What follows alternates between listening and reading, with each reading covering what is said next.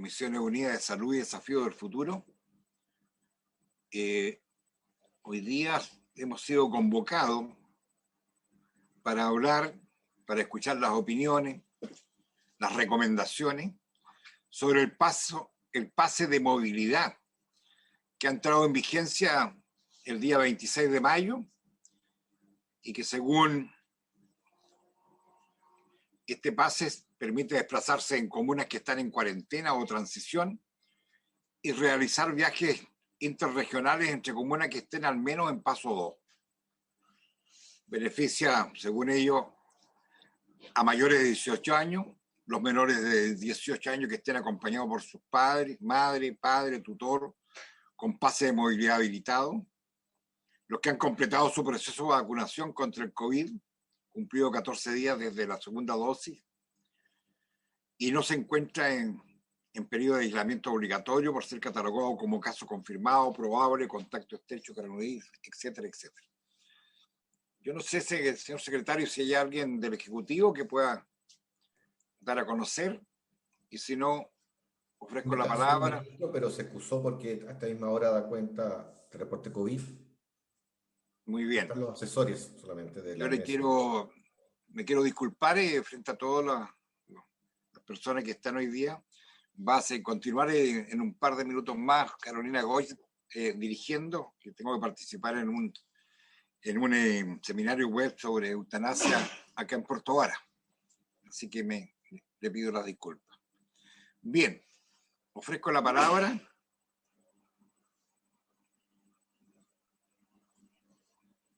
Sería bueno, presidente, quizás que Jimena, como lo hacemos habitualmente, pudiera darnos su mirada. Lo hemos escuchado a varios de ustedes estos días en los medios de comunicación sobre el tema.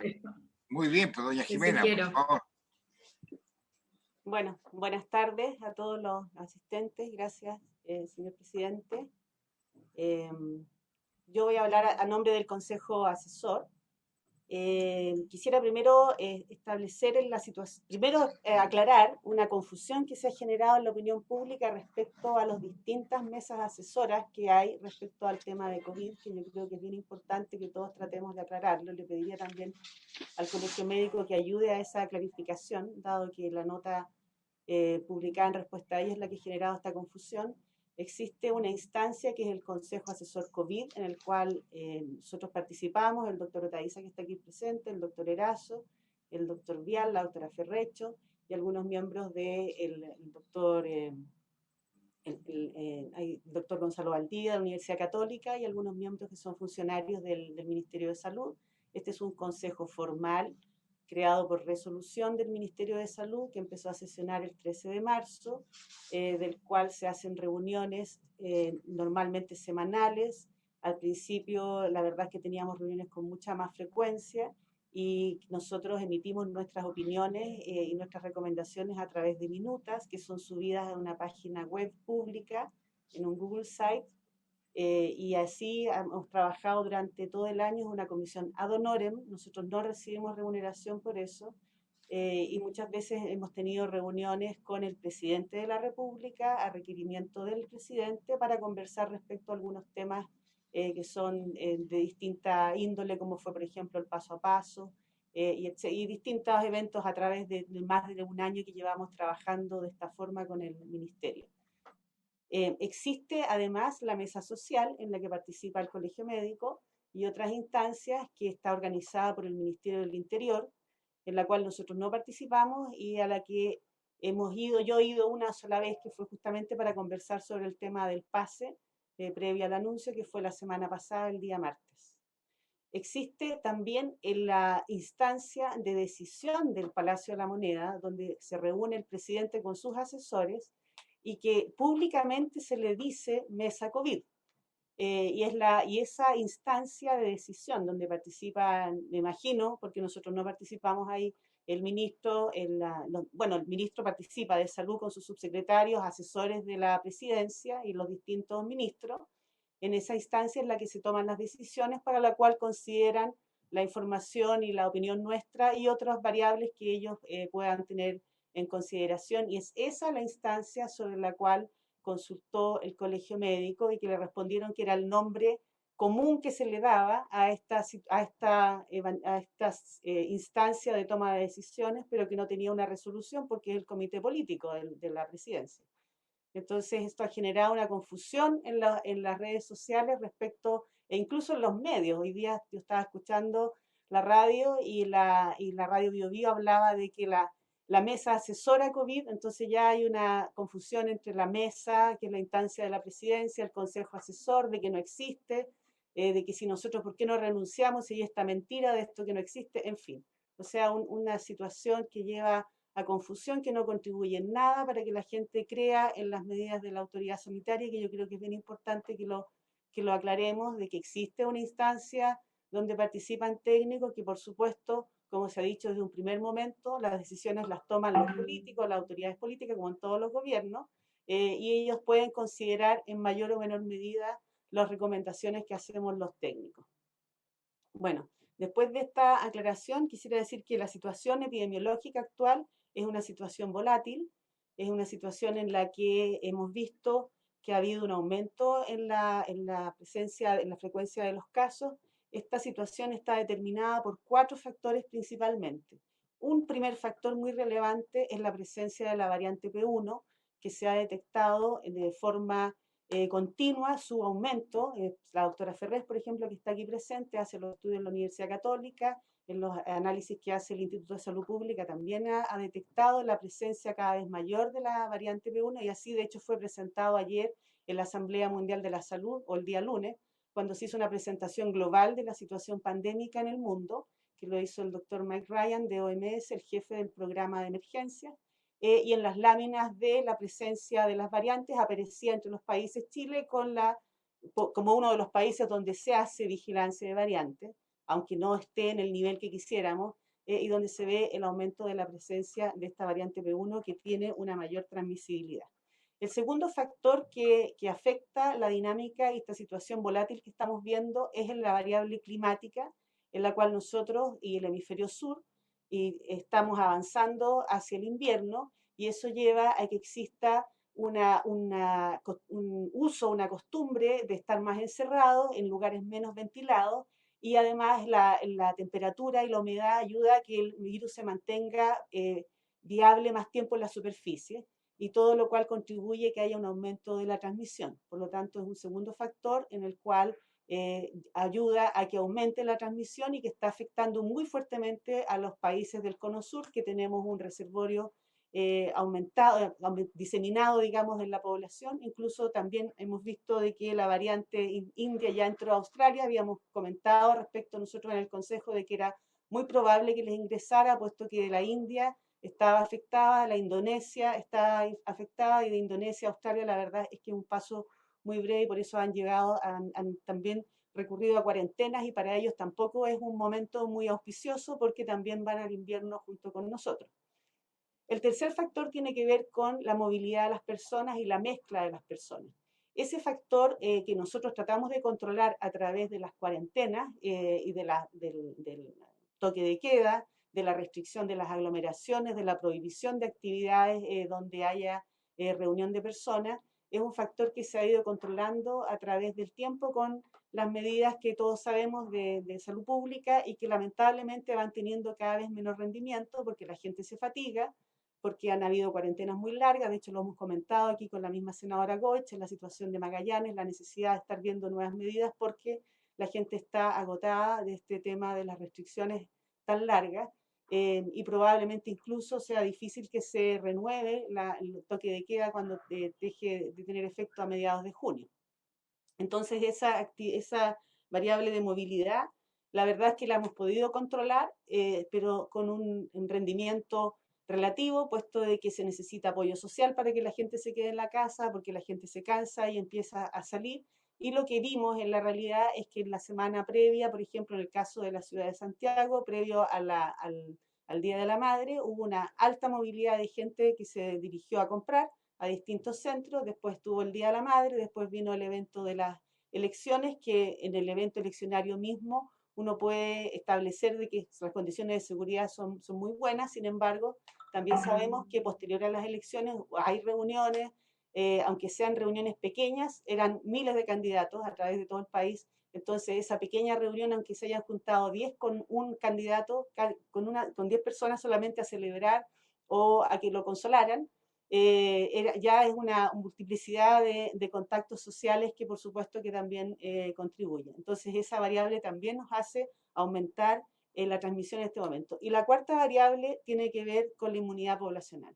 La inmunidad poblacional, o sea, hay dos formas en que se está moviendo. Una es la inmunidad natural por la gente que se ha infectado y la segunda forma es a través de la inmunidad conferida por vacunas, que es en este momento la única forma que tenemos más efectiva de realmente tratar de impactar en el efecto de la pandemia. Y sabemos además que ese efecto no va a ser necesariamente en los casos, puesto que para ello necesitaríamos una cobertura completa y con una vacuna que tuviera un impacto mayor en la reducción de los casos sintomáticos.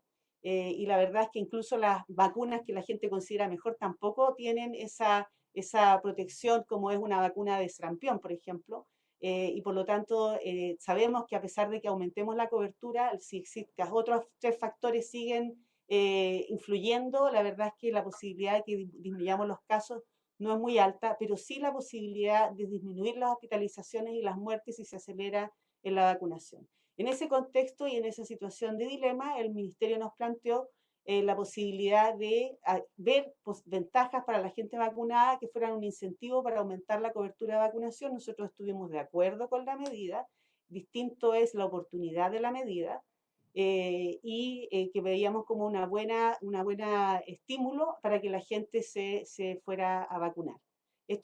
Nosotros como Consejo Asesor le pedimos al Ministerio que antes de tomar la decisión se le presentara a la mesa social para tener la opinión de la mesa social respecto a esta medida, y eso se realizó la semana pasada, el día martes, en que se le presentó. En la mesa social se manifestaron comentarios a favor. En ese momento no se estaba hablando de cuál iba a ser la oportunidad de la medida, y posteriormente el gobierno decidió anunciarla el día domingo y decidió lanzarla a partir del día miércoles. Nosotros, como consejo, como digo, la opinión nuestra era que es favorable a la medida, pero hubiésemos preferido que se implementara en un momento con los casos estables o a la baja para no generar confusión en la población respecto a que es necesario mantener las medidas de precaución. Eso es lo que yo podría informar a nombre del Consejo Asesor sobre esta situación. Se ha visto posterior de hecho con el solo anuncio, que ha aumentado muy fuertemente el interés en vacunarse, lo que es positivo. Ha habido tanta confusión comunicacional, tanta discusión, que eso es negativo. Y por lo tanto ahí estamos viendo qué es lo que va a suceder con ello. La idea justamente es analizar qué es lo que pasa especialmente con la tendencia de las hospitalizaciones, porque como digo, no es esperable que nosotros con un aumento de la vacunación en este momento tengamos una disminución de los casos, pero sí una moderación de la gravedad de manera de impactar menos en el sistema de salud. Por lo tanto, la gente que anuncia de que con esto van a aumentar los casos es una profecía que se va a cumplir, porque estamos yendo hacia el invierno, estamos con la variante, tenemos todavía poca gente vacunada en los grupos más jóvenes que tienen las tasas de ataque más altas, y lo que necesitamos ver en realidad es cuál es el impacto de esta mayor vacunación en las hospitalizaciones. Muchas gracias. Muchas gracias, Jimena. No sé si alguien del Consejo Asesor quiere complementar lo planteado por Jimena. ¿Todos representados? Lo ha dicho muy bien. Patricio, desde el Colegio Médico, que han estado en la polémica. Sí, hola doctora, buenos días a todos y a todos. Sí, pero en realidad lo que a nosotros nos preocupa es que, bueno, como bien dice la doctora Aguilera, efectivamente fue la doctora Daza a presentar esto al consejo, a la mesa social. Hubo opiniones a favor, hubo aprehensiones que fueron planteadas en ese momento, y lo que planteó la doctora Daza en ese momento, según lo que yo entendí y el resto de los integrantes de la mesa social, es algo que se estaba pensando para implementar en 1 o en 2 meses más. Nunca. La doctora mueve la cabeza, pero yo estoy dando mi opinión, y desde ese punto de vista y la de la mesa social, que mañana vamos a sacar un acuerdo probablemente en el cual se va a discutir y se va a explicitar claramente cuál fue la postura de la mesa social con respecto a esto. Independientemente de eso, doctora, que se hizo reparos con respecto a que hay que enfrentar el tema de la salud mental de la comunidad, y de hecho el mismo colegio médico promueve que exista una modificación importante del plan paso a paso que permita a las personas que están hoy, digamos, privadas de hacer muchas actividades, las puedan hacer, pero que sean actividades de bajo riesgo, como caminar, abrir parques, hacer una segunda franja deportiva en las tardes. Estamos muy preocupados de eso porque sabemos que el tema de la salud mental es muy importante.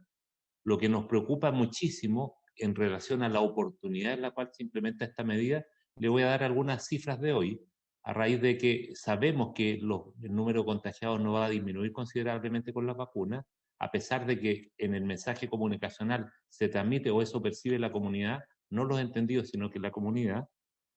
Por lo tanto, creemos que la comunicación de riesgo hay que mejorarla en forma categórica. Pero, por ejemplo, hoy le voy a dar citas de 3 o 4 hospitales de Santiago, grandes. Uno de ellos con 88 pacientes en urgencia hospitalizados esperando cama. Otro hospital grande, el Barros Luco, 127 pacientes esperando hospitalización en urgencia, muchos de ellos en ventilación mecánica en el servicio de urgencia. Los hospitales del área suroriente, el Padre Hurtado, la Florida y el Tisné también están con la Florida, el Sótero y el Hurtado, con un alto número de pacientes hospitalizados en los servicios de urgencia esperando cama. Si esto es el momento para implementar esta medida, nos preocupa mucho porque nosotros como colegio médico consideramos que no es el momento adecuado, porque esto, de acuerdo a las predicciones que hace el doctor Canal, por ejemplo, él estima que de no modificarse otras variables, la próxima semana deberíamos alcanzar a lo mejor, pero ojalá que no sea así, 8.000 pacientes contagiados con el coronavirus, con el consecuente aumento de los números de pacientes que van a requerir hospitalización. Lo otro que nos transmiten nuestros equipos clínicos de los distintos hospitales del país, ayer tuvimos una reunión con todos los consejos regionales del país para hablar del tema de pandemia y la mayoría de ellos coinciden con la postura que tiene el Colegio Médico de que no es el momento de implementar esto, puesto que sus servicios de salud, muchos de ellos están con aéreos traslados en este momento, con una capacidad ocupacional de camas de sobre el 95-96%, por lo tanto ellos ya no tienen mayor capacidad de expansión. Y si a eso le sumamos que ese mismo personal que hoy está haciéndose cargo de un aumento, afortunadamente que se pudo hacer de 300% de las camas críticas, es la misma cantidad de personal la que se tiene que hacer cargo de ese volumen de pacientes. Por lo tanto, efectivamente, el personal de salud considera que ya no está en condiciones de poder seguir manteniéndose en estas condiciones. Por lo tanto, cualquier medida que implique el riesgo de aumentar el número de casos y en consecuencia el número de hospitalizaciones es algo que preocupa a todos los regionales del país, no al Colegio Médico, a todos los consejos regionales del Colegio Médico del país. Y el otro punto que le preocupa mucho a nuestros colegas, y es una solicitud que queremos hacer justamente, es que en las estadísticas diarias se incluya el número de niños por edades que están siendo afectados, porque a diferencia de la primera ola, nuestros colegas pediatras nos dicen que hay muchos niños de todas edades, sobre todo adolescentes con sobrepeso y obesos, que están gravemente enfermos, que ahora en muchas UCI del país hay niños pequeños, incluso recién nacidos, hospitalizados por COVID. Por lo tanto, esa es una situación que nos preocupa también de sobremanera. Por lo tanto, la idea nuestra y la propuesta formal del Colegio Médico es introducir cambios a la estrategia de paso a paso que permitan abordar de mejor forma el tema de la salud mental, por lo tanto, modificaciones que permitan mayor movilidad para realizar actividades de bajo riesgo, y eso estamos promoviendo, y esa es la postura oficial que tiene el Colegio Médico en este momento. Ojalá las estimaciones de nuestros especialistas estén equivocadas, ojalá no siga aumentando la pandemia, pero los números de la semana pasada y lo que dice la experiencia de nuestros colegas que están metidos en los servicios de urgencia es que la situación es grave y ellos consideran que los últimos... Gracias, senadora Goy. Gracias, Patricio. Le voy a dar la palabra a Janet, pero antes quiero plantearles algo. Esto es como del sentido común, ustedes son los especialistas en esta materia. Yo agradezco el título de doctora, Patricio, pero soy trabajadora social y economista. No, sí lo sé, pero... Sí. Pero desde el sentido común hay un tiempo de invierno que siempre ha sido complejo. Y de hecho lo que uno ve es que hay más enfermedades respiratorias de las que hubo el año pasado, el invierno pasado, porque ahí tuvimos la situación de confinamiento más duro y sabemos que eso no se va a cumplir ahora. O sea, hay un invierno que es más riesgoso desde el punto de vista de convivencia de enfermedades respiratorias con COVID. Entonces, lo que a mí me parece que debería ser lógico es que planifiquemos el tiempo de invierno. O sea, es como mirar aquí en septiembre probablemente en términos de medidas de confinamiento es un tiempo distinto, en que la gente vuelve a salir en espacios más ventilados. Nosotros estamos, por nuestro lado, y lo han visto en la discusión pública, ¿no es cierto?, trabajando las ayudas económicas también en esa lógica. O sea, si vamos a tener un ingreso familiar de emergencia o IFE Plus, como queramos llamarlo, ¿no?, que efectivamente cubra este tiempo, que son al menos los 3 primeros meses, yo creo que deberían ser 4, pero que dé certeza en ese periodo, entendiendo que es de mayor riesgo por el invierno. Entonces, lo que a uno le llama la atención que la implementación de esas medidas, esa variable no esté incorporada. ¿Ah? Que pareciera lógico en lo que tenemos que planificar, bajen los casos o no. Sabemos que estamos en un tiempo riesgoso por las condiciones climáticas. Janet. Perdón, Gracias. acotar algo, perdón, doctora. Y después le damos el pase a Janet. Es que nuestros colegas justamente de los servicios de urgencia nos dicen que está aumentando considerablemente el número de patologías crónicas que se están descompensando.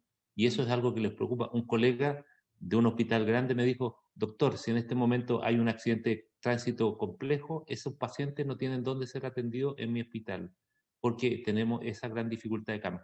Lo otro importante es que, por lo que entendí, que el Consejo Asesor, por lo que decía la doctora Aguilera, está de acuerdo en que esta medida es una buena medida, pero hay que implementarla en otro momento.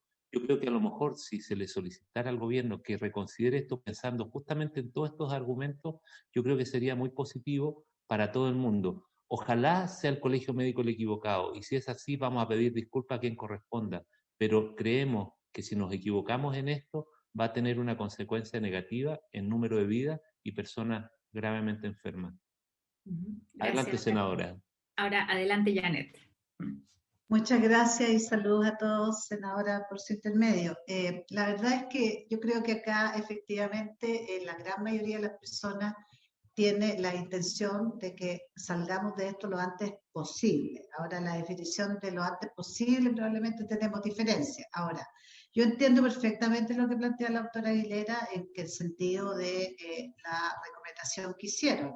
El problema es que aquí hay siempre como un poquito de letra chica, entonces una recomendación que se hizo poniendo la situación epidemiológica bajo la cual debe implementarse, finalmente se implementa sin tomar en cuenta la parte más importante de la recomendación. Habiendo dicho lo anterior, en este momento estamos en una situación y yo creo que seguimos sin tomar el peso a que llevamos ya más de un año de pandemia y sería el momento de revisar la estrategia completa hacia el futuro, porque en el fondo seguimos con cuarentenas tal como las implementamos desde un comienzo, con aperturas, o sea, seguimos en el fondo con una estrategia de contención y extraordinariamente difícil volver a una estrategia o empezar una estrategia de más bien de eliminación por las condiciones que todos sabemos. Pero sí creo que hay suficiente conocimiento adquirido como para, por ejemplo, empezar a revisar cómo lo han estado haciendo otros países que han sido exitosos y qué es lo que abren primero y lo que abren después. Y ahí los países que están abriendo en general de manera segura, bueno, primero las definiciones de pasos son mucho más estrictas que las que tenemos nosotros, pero además en general hay una comunicación muy clara de los tiempos en los cuales tienen efecto tales medidas, que son entre tal fecha y tal fecha, y que después va a verse dependiendo de la situación epidemiológica y se va a comunicar cómo vienen los cambios, pero además se arma el histórico de cambios. Y además de eso, las medidas están claramente definidas entre bajo riesgo y alto riesgo. ¿Qué ocurre acá? Que nosotros estamos utilizando la cuarentena, entre comillas, que la gente cree que es cuarentena, pero que en realidad no es cuarentena. Entonces, por una parte, restringimos la movilidad a aquellos que son los que cumplen, que son las víctimas de esta situación, no restringimos la movilidad como queremos y mantenemos esta sensación de que estamos en cuarentena eterna y nunca salimos. Y por otro lado, las actividades de alto riesgo, como es los lugares de compras, de moles, etcétera, que son bajo confinados, los tenemos abiertos y en paralelo actividades de bajo riesgo, que podría ser, por ejemplo, el ejercicio con mayores horas o la circulación de las personas el fin de semana en lugares abiertos, lo tenemos cerrado. Entonces, lo que quiero decir con esto es que la lógica completa probablemente hay que revisarla. Y es una oportunidad para revisarla más allá de seguir en esta conversación que al final lo que genera es desconcierto e incredulidad entre todos los que estamos conversando. Y de nuevo llamar a que si hay una mesa social que está ahí, si hay un comité de asesores que ya se los quisiera cualquier país por el nivel que tiene, aprovechar esos recursos y darle realmente la oportunidad de diseñar y de incidir en el diseño y asumir que son los especialistas. Entonces yo creo que ahí es donde está la crítica permanente, porque es como permanentemente estar escuchando distintas versiones y de repente ¡pum!, sale de un sombrero así una decisión que cuando uno lo empieza a mirar, la verdad es que no tiene ningún sustento. Lo de las vacunas, por ejemplo, es cierto que aumentó la cantidad de personas que se están vacunando, pero una cosa es, como todos los epidemiólogos sabemos, una cosa es que haya correlación y otra cosa muy distinta es que haya causalidad, porque al mismo tiempo llegaron 2 millones más de vacunas Sinovac, al mismo tiempo el solo hecho de poner este tema en la opinión pública genera que las personas haya más movilidad y al mismo tiempo teníamos antes historias, las 2 o 3 semanas previas por lo menos, de que había cierta limitación en la disponibilidad de vacunas. Entonces, achacar que el aumento es porque se abrió, algo mejor algo, pero no sabemos realmente. Entonces, en el fondo, de nuevo, llamar un poco si es posible influir en que las autoridades y el gobierno ocupen a sus expertos y le hagan caso y se apoyen en sus expertos, que muchos de ellos son expertos mundiales, para hacer un rediseño del plan completo que tenga sentido en el momento epidemiológico actual. Muchas gracias. Gracias, Janet. Que ha dado la palabra, senador Girardi. No, yo estoy de acuerdo con lo que se ha planteado acá. A mí me parece que lamentablemente lo que siguen fallando son las medidas esenciales, son las medidas de salud pública. Nunca vamos a enfrentar y resolver una pandemia si lo que se ha dicho permanentemente por parte de todos los que están acá y en especial del Consejo Asesor no se cumple. Entonces, yo creo que las medidas tecnocráticas no reemplazan a las medidas de salud pública. Y lo que tenemos es ausencia real de las medidas de salud pública, no hay métricas y no hay una eficacia y eficiencia en todo lo que se ha señalado que tiene que ver con las medidas de aislamiento que siguen siendo débiles, las medidas de trazabilidad que siguen siendo débiles, y por lo tanto las cuarentenas son útiles, pero en la medida que también se hacen los otros aspectos, eso se ha señalado de manera permanente. Luego, Janet señalaba los grandes centros o los lugares de difusión de virus y contagio son los malls. ¿Qué vamos a hacer con los colegios? Algo que se viene discutiendo hace mucho tiempo.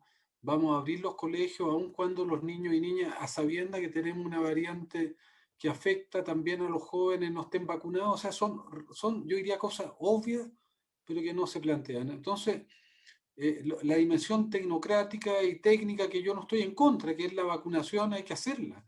Pero si la vacunación no se hace al mismo tiempo, de manera sinérgica con las medidas de salud pública, vamos a estar siempre en este problema. Y mientras queden susceptibles, vamos a tener un problema.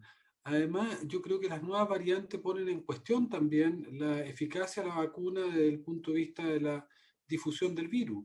Me tocó ver, no sé si tienen opinión, me tocó ver personas que recibieron las 2 dosis de Sinovac y están hospitalizados graves en la clínica alemana, por ejemplo.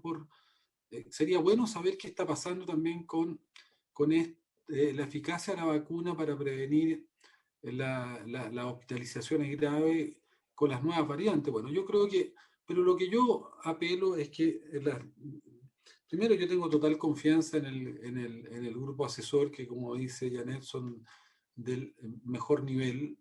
Creo que eso no se puede cuestionar. Una cosa son las recomendaciones del Consejo Asesor y la otra es cómo las implementa el gobierno.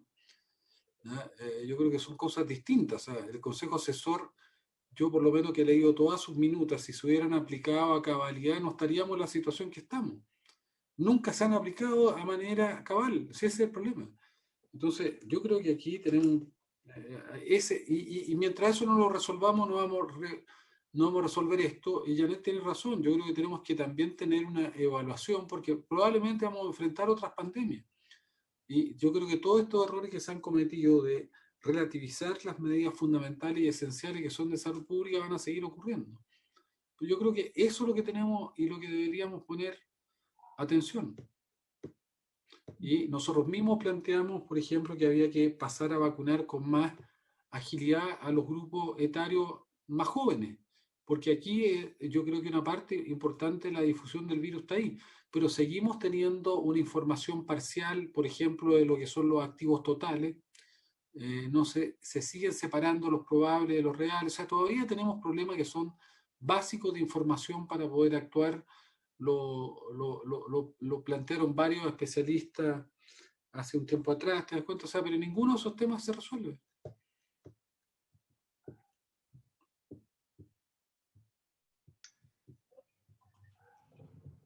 Carolina. Marcela. Hola a todos. Yo quería comentar en referencia a lo que se ha conversado aquí, que uno pienso que la postura o la sugerencia del comité asesor respecto a liberar un poco el movimiento de la gente ya vacunada me parece excelente. Desgraciadamente coincidió con que se implementó rápidamente sin a lo mejor considerar lo fuerte que estaba empezando nuevamente, porque tuvimos como una luna de miel bien bonita, como de tensión y que quizá íbamos a caer, pero no pasó, todo lo contrario.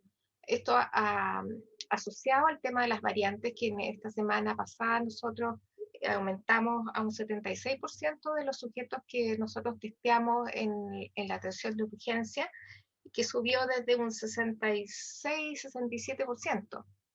Entonces, es como una pandemia dentro de otra pandemia que tampoco logramos controlar y que de alguna manera refleja que hay un grupo poblacional que claramente no se hace cargo del problema, como que deja al resto de la estructura que le vaya a controlar el tema. Si hay alguien resfriado dentro de mi grupo familiar que llegó del colegio con dolor de cabeza, no, es alergia.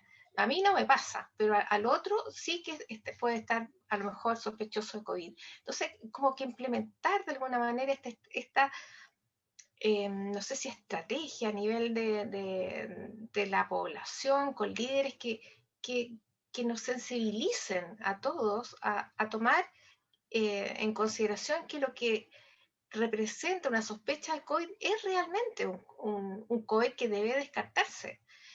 A mí me encantaría hacer una evaluación dentro de los colegios, la cantidad de niños infectados asintomáticos que pueden estar circulando y que son fuente de contagio a lo mejor para los grupos familiares a su retorno.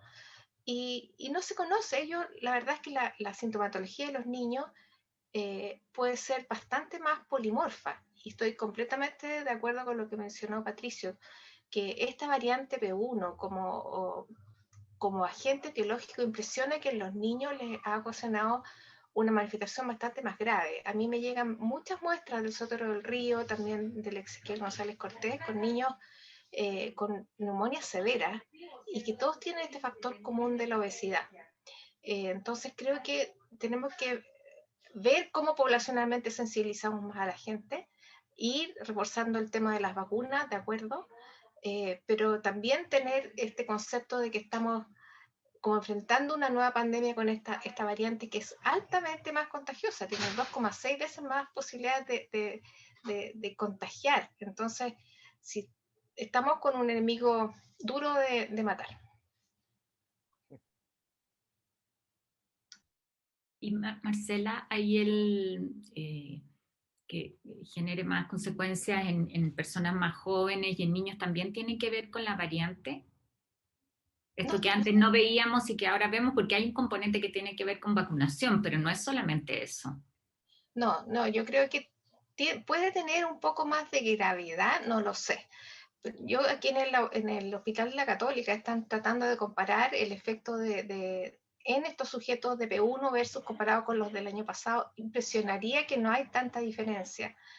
Pero objetivamente la población pediátrica está más afectada y ellos no se vieron afectados el año pasado. Entonces, algo pasa, o que el virus, al ser fácilmente incorporado, se replica con mayor cantidad y llega a dañar pulmón porque la respuesta inmune no alcanzó ni siquiera a frenar un poco, no lo sé, es una teoría, pero me da la impresión de que pudiera ser un poco más agresivo. Jaime, está sí, pidiendo la palabra, parece. sí, estaba pidiendo la palabra. Una cosa que estoy de acuerdo con todo lo que se ha dicho y bueno, y pareciera ser que la medida es adecuada, pero no oportuna, como dijo Jimena Aguilera más temprano. Pero básicamente quería traer acá a colación de que las poblaciones jóvenes no vacunadas que están en la UCI, yo estuve todo el fin de semana pasado en la UCI pasando visitas, son todos obesos. Entonces, ¿cómo se comunica la obesidad a la población? Todos ellos podrían haber estado vacunados, pero no lo perciben como un problema porque comunicacionalmente se expresa como IMC sobre algo que es un concepto médico, pero no es un concepto popular, entonces, o común. Si se dijera a todos los que pesan sobre, no sé, X peso, ¿no es cierto?, que asegure que está la masa de población obesa, porque por lejos, bajo los 50 años, al menos lo que yo he visto, y es que la obesidad es el principal factor de riesgo. Y la UCI en este momento están llenos con jóvenes obesos. Ese es como el patrón común que lo acaba de mencionar la doctora Ferrer. Entonces, hay que comunicar también mejor a las poblaciones que son más susceptibles, porque esa población sí podría haber estado vacunada y no lo están, y finalmente claramente se diferencian de los no obesos, porque los no obesos llegan con mucha menor frecuencia a la UCI.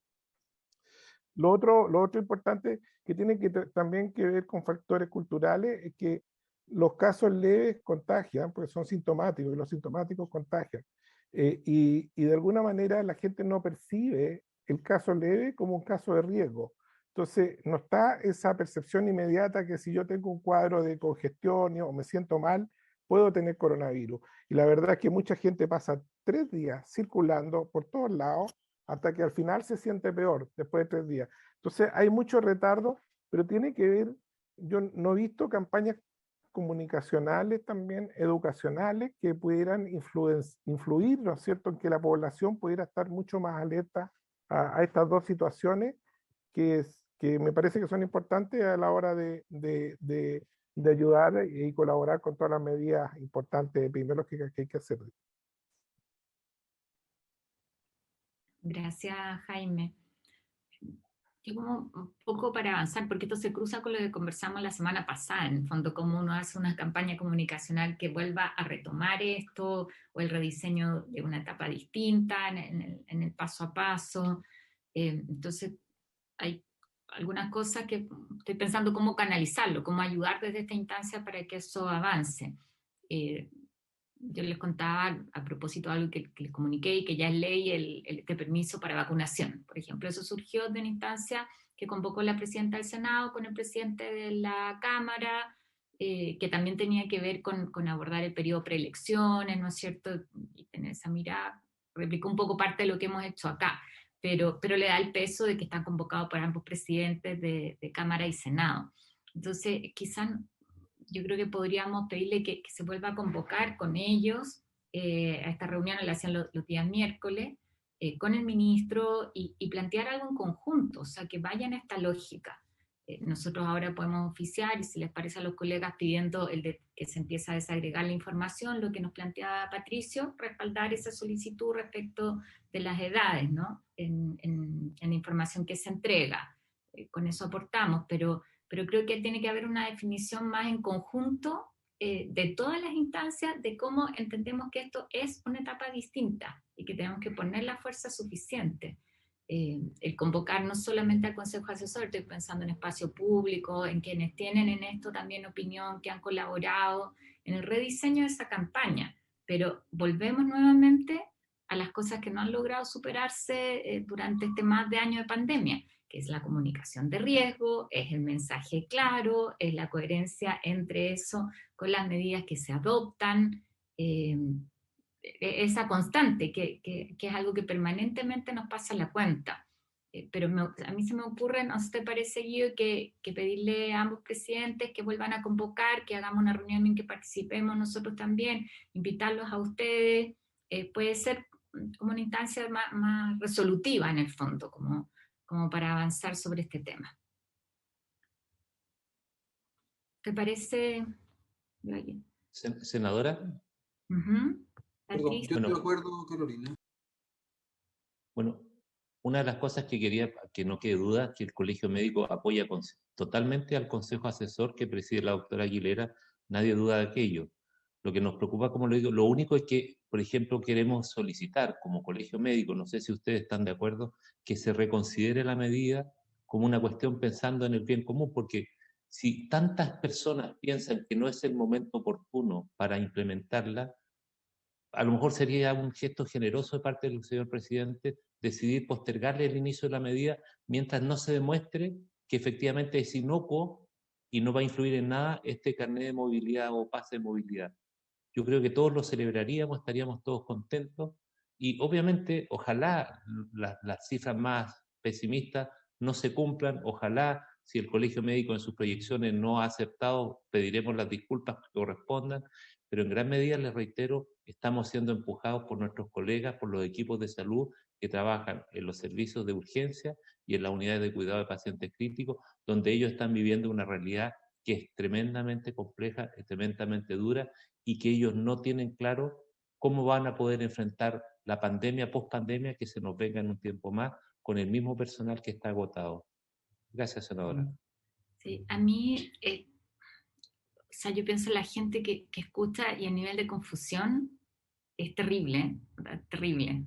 Como eso no ayuda en nada. Entonces, estoy pensando en voz alta en esta reunión, si se va a revertir, a mí me gustaría que fuera asociado como al efecto que tiene. Estoy pensando es que si aumentan los casos en tal plazo, entonces se revierte, porque vuelvo aquí tratando de interpretar el sentido común. En Punta Arenas aumentó la vacunación en forma importante, porque claro, lo que uno recoge a la gente del incentivo es que me voy a poder movilizar y es lo que uno escucha, y eso es súper positivo, pero que no vaya asociado solamente al que te vacunas, sino que tienes los comportamientos seguros, o sea, usas la mascarilla y eso el distanciamiento, ¿no es cierto? No te juntas, respetas aforo, y que eso se refleja en la cantidad de contagio.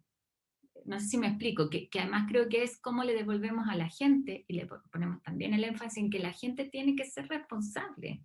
O sea, si eso nos está fallando, entonces aplico esta medida, la saco, la discusión está, perdonen lo que voy a decir, o sea, está en instancias que son súper valiosas, técnicas, de si está el informe o no, pero finalmente la responsabilidad de la gente no la estamos reiterando en el mensaje, que afuera. Entonces la responsabilidad la tiene o el Consejo Asesor, o la tiene el ministro, o la tiene el Colegio Médico que dice que sí o que dice que no, pero la responsabilidad la tiene la gente en su actuación cotidiana, y eso no está repetido en lo que uno escucha.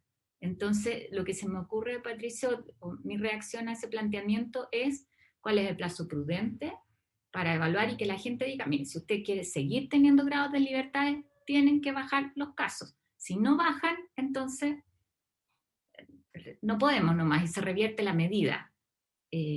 Por ahí yo creo que se puede elaborar algo y que me parece que es el sentido también en lo que viene. O sea, era la lógica de las cuarentenas, pero no se logró instalar, ¿no? Que dependiera también y que la gente sintiera que su actuación también tenía una consecuencia positiva o una consecuencia negativa. Carolina, mira, yo lo que creo, y me gustaría saber la opinión, porque yo creo que si no insistimos en las medidas de salud pública, esto no se va a resolver. Es decir, si no insistimos en el aislamiento, en la trazabilidad, ¿cuánto es la trazabilidad que estamos teniendo? ¿Sabes lo que yo pienso? Que mientras más vacunamos, el gobierno más relaja las medidas de búsqueda y rastreo de los contactos, ¿no? Y no tienen trazadores suficientes. Y tampoco hay comunicación de riesgo, o sea, los tres pilares de lo que debe ser, y tampoco hay ayuda social oportuna. Entonces, yo lo que tengo la sensación es que aunque vacunáramos al 100% de la población, no vamos a alcanzar la inmunidad de rebaño porque probablemente la inmunidad real, aun cuando se vacune al 100% de la población, cosa que no hemos hecho, puede que solo tengamos una inmunidad real del 70%, así que un 30% de la población que sigue siendo susceptible y no se toman las medidas de salud pública justamente para cerrar la cadena de contagio, esto va a seguir, va a mantenerse. Y además tenemos variantes que pueden seguir modificándose. Entonces, o a lo mejor vamos a tener que ir también a una combinación de vacunas a futuro. Yo creo que a mí me gustaría también ver qué es lo que opinan de eso, porque yo tengo esa sensación que generamos un contexto exitista de esperanza, que me parece bien, pero esa esperanza al mismo tiempo, o ese exitismo que tiene que ver con la vacunación, va en desmedro de todo lo otro que hay que hacer y que hay que mantener. Entonces, la otra vez Tomás Pediatri planteó esto mismo acá. Yo pienso que son las mismas preguntas que están sin responder y sin materializarse. Entonces, yo creo que nosotros debiéramos poner, y el Consejo Asesor nos debiera ayudar en eso, porque además, Jimena, lo que yo estoy planteando es lo que ustedes han planteado y han escrito en todas las minutas permanentemente desde marzo del año 2020. Y creo que lamentablemente seguimos teniendo ahí un tremendo hoyo negro. Y mientras eso no se resuelva, yo no veo cómo se va a cerrar la cadena de transmisión, además con todos estos otros elementos que yo entiendo, de mantener los moles abiertos, de que los colegios sigan funcionando, cuando tenemos ahí factores de foco.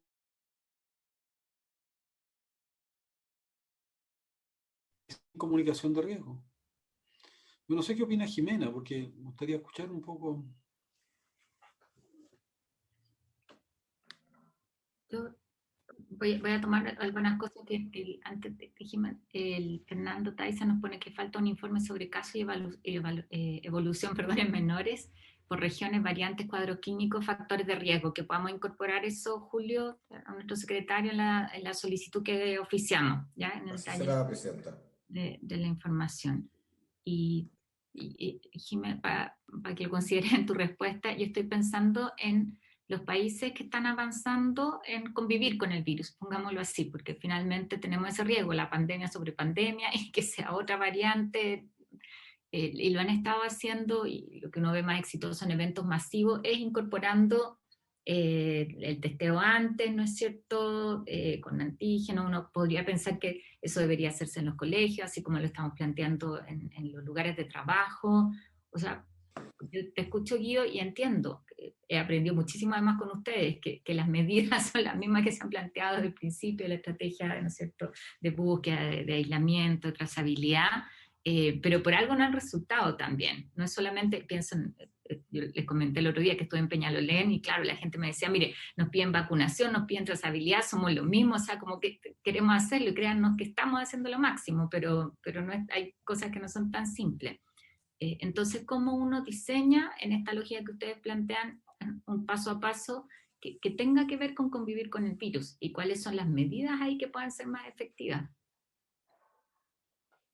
Bueno, yo creo que básicamente estamos bastante de acuerdo todos en que la necesidad es que es muy necesario seguir reforzando las medidas de salud pública. Y que el tema del aislamiento ha sido clave, el hecho de la baja proporción de casos activos que están aislados y eso no logra cerrar las cadenas de transmisión. También Guido, yo creo que no alcanzó a escuchar que yo mencioné el hecho de que la vacuna efectivamente no va a alcanzar probablemente para bajar el número de casos porque es muy probable que esta cepa P1, por ejemplo, tenga un número básico de reproducción mucho más alto que el que tenía la cepa original, por lo tanto la inmunidad de rebaño es más alta y no tenemos vacunas que tengan una efectividad para la enfermedad sintomática, ni siquiera las mRNA, tan altas como una vacuna de sarampión o una vacuna de fiebre amarilla, por ejemplo, que son altamente efectivas, estamos hablando sobre el 95%. Las otras están en el 80%, 70%. Entonces, yo justamente mencioné eso, o sea, la vacuna nos puede ayudar a el impacto desde el punto de vista de la salud pública de la enfermedad, pero no necesariamente nos va a ayudar todavía a bajar la posibilidad de que tengamos brotes y rebrotes. Entonces, por eso es que es necesario continuar con las medidas de salud pública y reforzarlas, pero también hay que ser realistas en el sentido de cuál es el rendimiento que han ido teniendo esas distintas medidas, y que eso tiene que ver con lo que estaba comentando la senadora Goich. Hay que seguir insistiendo, pero nosotros sabemos, por ejemplo, que las medidas de frontera ayudan a retrasar y tratar de disminuir el ingreso de variantes, pero es imposible sellarse o sea, el tener un sello y que evite que entren. Así, por ejemplo, vemos que Australia, que es uno de los países que tiene una gran fortaleza en sus medidas de salud pública, igual les entró la cepa india. Igual tuvieron que ir a una cuarentena ahora. ¿Por qué? Porque una vez que India entra en ese nivel de actividad, pasa a Indonesia y de ahí a Australia en nada. De hecho, Papúa Nueva Guinea comparte isla con Indonesia y está a una distancia muy pequeña de Australia. Ellos también son susceptibles a eso. Entonces, tienen un cierto rendimiento en el aislamiento. Es importante el continuar tratando de que la gente salga de las casas para evitar la transmisión adentro del hogar. Nosotros lo hemos tratado de enfatizar desde el primer día con el doctor Otaiza, que nadie nos creía, incluso en las primeras reuniones hasta con el colegio médico nos decían, no, ¿cómo van a meter a pacientes que no están graves en los hospitales? Y nosotros estábamos hablando de aislarlos, no de la necesidad que tuvieran de asistencia médica. Y por lo tanto se necesita seguir teniendo residencias sanitarias. En muchas regiones la disponibilidad de residencias es insuficiente, por lo tanto hay que seguirlo fortaleciendo. El tema de la comunicación de riesgo también ha sido un problema. Yo estuve justamente esta semana en una charla que hubo de un estudio que se hizo en ANID de la investigadora Macarena Peñaglillo sobre los entornos informativos en relación al COVID, en que ella, en un estudio cualitativo y cuantitativo, demuestra que la gente ha estado muy expuesta a la información sobre prevención del COVID, pero por supuesto que hay desigualdad, hay una conducta de evitación.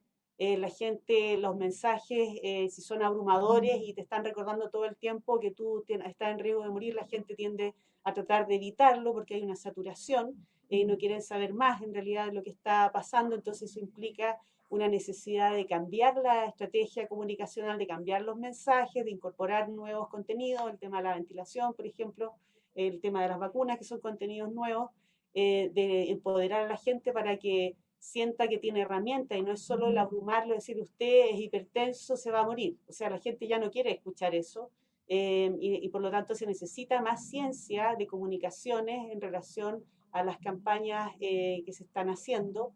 Y todo eso, por supuesto, que nosotros estamos de acuerdo en ello, en la necesidad de fortalecer todas esas medidas. Pero por supuesto que eso tiene que ser en un ambiente de colaboración, porque lo que uno no ve es ningún ambiente de colaboración, en realidad hay un nivel de discusión y de refriega a través de los medios que puede ser interesante para los expertos, para nosotros mismos, el discutir y qué sé yo, pero para la gente común lo único que le queda claro es que no está nada claro y nadie sabe nada, y algunos creen que el gobierno los quiere matar a todos y otros no sé lo que querrán, pero la verdad es que eso no colabora en nada a tener una buena respuesta para la pandemia. Eso podría decir. Jimena, Perdón, y sobre las vacunas, por supuesto que hay que seguir, hay que estar muy atentos a seguir revisando cuál es el impacto de la vacuna que está teniendo en Chile, con estos estudios de corte, hay que seguirlos, hay que ver la necesidad de combinar, de si se necesita una tercera dosis, ver qué es lo que está pasando con los brotes, ver si se puede combinar vacunas. Todos esos son elementos de la ciencia que hay que seguirlos, hay que seguir haciendo esas preguntas y teniendo respuestas para ir adaptándose al escenario que es cambiante. Yo partí mi intervención diciendo que estamos en un escenario volátil.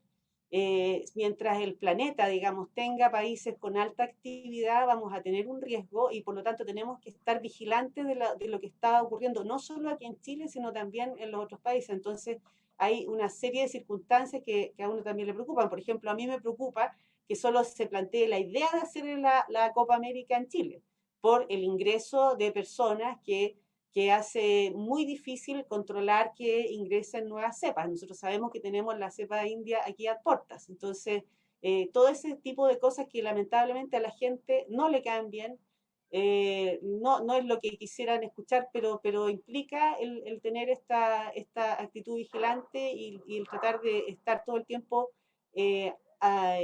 rearticulando las estrategias, pero eso, por cierto, tiene que ser un llamado también al mismo gobierno. Nosotros lo hemos planteado, lo revisamos, nos reunimos con ellos todas las semanas, pero por supuesto que tiene que haber una iniciativa también del gobierno de replantear sus estrategias. Jimena, ¿el estudio que nos comentas es un estudio que ya está hecho o están en etapa de...? Porque quizás sería interesante poder invitarlos y analizarlo. Yo creo que eso... Sí, es un estudio que ya está hecho de la investigadora Macarena Peñailillo de la Universidad Diego Portales y estaban haciendo un seminario para justamente difundir sus resultados. Y a mí me pidieron comentarlo. Súper, me parece que la invitamos la próxima sesión para conocer el detalle. Yo creo que eso también nos ayuda y nos ilustra sobre un área que no es nuestro expertise, por lo menos lo que estamos acá. Claro, y que lamentablemente tampoco hay tanta expertise en la autoridad sanitaria, y eso es parte de lo que hemos hablado, del problema de tener una autoridad sanitaria que es débil, que ha sido débil históricamente, no es que en este gobierno se haya debilitado, que ha sido desfinanciada, cuyos funcionarios son designados políticamente, que no hay carrera funcionaria, que no hay concurso para los cargos, entonces que no hay educadores para la salud, que con la Janet conocimos en el ministerio, ya eso no existe. Entonces tenemos equipos de comunicaciones que son más bien de relaciones públicas y falta más ciencia en el tema de comunicación y cambio de comportamiento. Las vamos a invitar para la próxima sesión en julio para que nos ayuden a coordinarlo con Evelyn. Y yo tomaría como acuerdo de esta sesión eso, el que podamos pedirle a la presidenta del Senado, al presidente de la Cámara, el hacer una reunión como la que venían haciendo, hacían los días miércoles a la hora de almuerzo, con el ministro presente, que los podamos invitar a ustedes y que sea para analizar una reevaluación, un rediseño, más bien un rediseño a partir de la evaluación del plan paso a paso para el tiempo que viene y también una estrategia, o sea, una campaña comunicacional y una estrategia comunicacional detrás de eso para esta nueva etapa. Y que además podamos convocar, yo creo que a distintos actores. Yo comparto que en esto las polémicas públicas, claro, confunden a la gente, entonces, ¿cómo al menos colaborar en sentar a toda la mesa y decir esto es lo que tenemos que repetir y comprometernos a eso, que sea escuchado, que sea acordado, que sea en un ánimo colaborativo, y creo que en eso nosotros podemos facilitar también las conversaciones. Creo que eso puede ser un aporte. Senadora, perdón, senadora, y es posible si es que hay consenso en este grupo, porque a mí me sorprende lo bien que podemos conversar e incluso contraponer distintas visiones, distintos argumentos, etcétera, y cómo no poder establecer también junto al gobierno con mucha sencillez que ellos se abran a recibir las opiniones de muchos grupos, universidades, de los alcaldes, de los funcionarios de la salud, de todos, porque todos tenemos una mirada distinta, ángulos distintos y muchas veces son parcializados. ¿Cómo poder compartir instancias de diálogo justamente con el gobierno para recoger todo este tipo de inquietudes? Y lo otro, solicitarle al gobierno si nos puede compartir en base a qué ellos creen que esto objetivamente va a mejorar el tema del carnet en este momento. Yo me refiero estrictamente en este momento, que la implementación de esto va a ser un aporte y no algo que pudiese complicar más la situación. Yo, en lo personal, yo transmito lo que se concluyó ayer en la reunión con todos los presidentes de los regionales del país, es ver la posibilidad de solicitar a la autoridad si puede evaluar la posibilidad de retrasar la puesta en marcha de esta medida mientras efectivamente disminuya o ver cuál es el comportamiento en los próximos días de la pandemia en nuestro país. Porque lamentablemente, si nos equivocamos en esto, nos hace mal a todos, lo vamos a pasar mal todos y el error se puede traducir en un mayor número de personas que hayan fallecido. Sí, yo planteo eso, doctora, y apoyo totalmente la posibilidad de todos en conjunto revisar, sobre todo los más expertos, pero también recogiendo el mundo social, cuáles son las nuevas medidas que se deben considerar con más reapertura, pero considerando el control de la pandemia, con todas las medidas de salud pública que acá se han mencionado. Yo lo que haría es, como la propuesta de temas para esta reunión, además de los 2 que yo he planteado ya, que el rediseño del plan paso a paso, una estrategia y campaña comunicacional potente, con miras también a esta nueva etapa, y la revisión de la medida de este pase de movilidad. Yo creo que eso puede ayudar. No quiero, se lo digo como con harta transparencia, no quiero entrar a la polémica de que se baje o que se suba o se continúe. Creo que eso no va a ayudar desde esta instancia, pero sí acojo absolutamente que esto tiene que evaluarse con números. Ahí Jimena nos decía, no solamente los casos que probablemente van a aumentar, sino también hospitalizaciones, o sea, poner eso sobre la mesa. Esto no es una medida y en general esta y otras medidas no pueden surgir de que se nos ocurre y que parece positiva, sino que tiene que estar en un contexto efectivamente de la evolución de la pandemia. Entonces yo lo que sugeriría es que lo podamos tomar ahí, y el compromiso de hacer las gestiones para que esté el ministro. Algo que permanentemente nos ha pasado es que el ministro hasta ahora está en la moneda, entonces ha estado otras veces, aquí está Jaime, yo por eso lo planteo. Entonces quizás si buscamos este otro horario el día miércoles, parece que ajustaba un poco más en la hora de almuerzo, que en general no resultaba todo fácil conectarnos. Y yo lo que más me gustaría que pudiéramos aportar en esto que reafirma Pato es sentarnos a la mesa y decir, o sea, aquí necesitamos de todos, varios de ustedes lo dijeron. O sea, es tan complejo y puede ser tan duro el panorama que viene para adelante, que era algo que no anticipamos, ¿no es cierto? Nadie pensó que a estas alturas íbamos a estar en estas condiciones, que tenemos que aprovechar capacidades. Nosotros estamos a la par en la discusión de estos apoyos que nos parecen como los mínimos que tenemos que garantizar, que eso vaya a la par de la estrategia sanitaria. O sea, aprendamos de las lecciones tan duras que ha tenido esta pandemia. Yo creo que ya como país lo necesitamos. Yo podría comentarle, y me imagino que nos pasa a todos, o sea, cosas dramáticas. El tema de la salud mental en sí está haciendo agua y eso nos va a pasar la cuenta, y no tenemos ni una capacidad para abordarla, ninguna. O sea, las consecuencias de esta pandemia nos van a golpear mucho más. Entonces creo que es tiempo de aprender lecciones y poner todo eso a disposición. Así que, senadora, una última acotación. Para juntarnos. Última acotación, senadora. Perdón, es que, bueno, me acaban de dar parte del informe de hoy y eso es lo que nos preocupa muchísimo. Con la realización de 70.000 PCR, lo que es un número muy bueno, se confirmaron 8.117 nuevos pacientes con COVID. Por lo tanto, yo insisto que hay que tomar medidas en conjunto, en armonía. Yo por lo menos como presidente subrogante del Colegio Médico me comprometo a no participar en ninguna polémica, a contribuir, a sumar, pero que todos tengamos esta misma postura. Yo no tengo ningún inconveniente. La prioridad está en el manejo de la pandemia y la prioridad es que la comunidad esté lo mejor posible. No, y además es del todo razonable que a la luz de los datos objetivos se revise la medida. Yo creo que en eso es como el momento de aplicación de la medida, ¿no? Más que para ser específico. Ya, pues quedamos con esos acuerdos. Yo les agradezco a ustedes toda su sabiduría, su entusiasmo en esto, su ánimo, y vamos que se puede. Yo eso les transmito más bien virtualmente. Habiendo cumplido el objeto de la sesión, la levantamos, y gracias también a Eve